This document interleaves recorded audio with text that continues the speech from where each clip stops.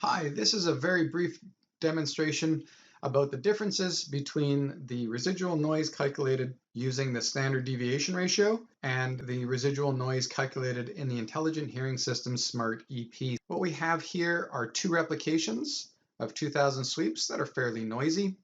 We have rep 1 and rep 2. And what we always do is we take an average of rep 1 and rep 2. So that's rep 1 plus rep 2 divided by 2 to get the average. For the standard deviation ratio's residual noise, we need to create a plus-minus reference. So that's rep 1 minus rep 2 divided by 2. So rep 1 minus rep 2 divided by 2.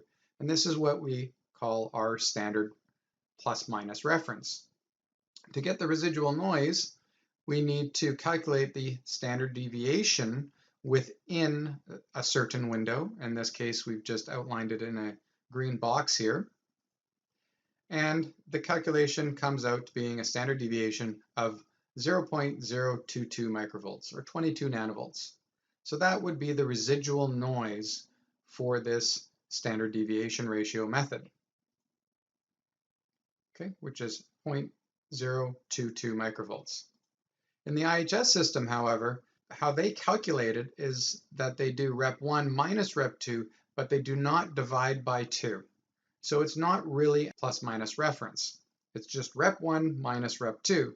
So the standard deviation of that waveform that you see in this box is 0.044, exactly 2 times the standard deviation of the residual noise that is calculated using the standard deviation ratio. So the IHS residual noise is 0.44, 2 times larger. So if we look at the standard deviation ratio value, it's the standard deviation and the average divided by the standard deviation and the noise, which is essentially our residual noise value. The standard deviation of this waveform was 0.119 microvolts. So we simply go 0.119 divided by 0.022, and we get a standard deviation ratio of 5.4.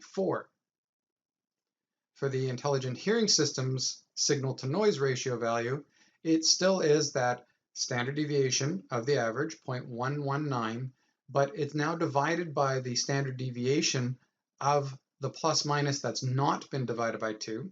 So that's the 0.044. So that's the IHS's residual noise value. And you get a signal-to-noise ratio value of 0.27, exactly half of the value of the standard deviation ratio. So this is the signal-to-noise ratio as defined in the IHS. So in summary, what you need to know from this is that the IHS residual noise is always 2 times larger than the standard deviation method's residual noise. And IHS signal-to-noise ratio is always half of that of the standard deviation ratio. So if you're using or training on IHS systems, then please remember the conversion above.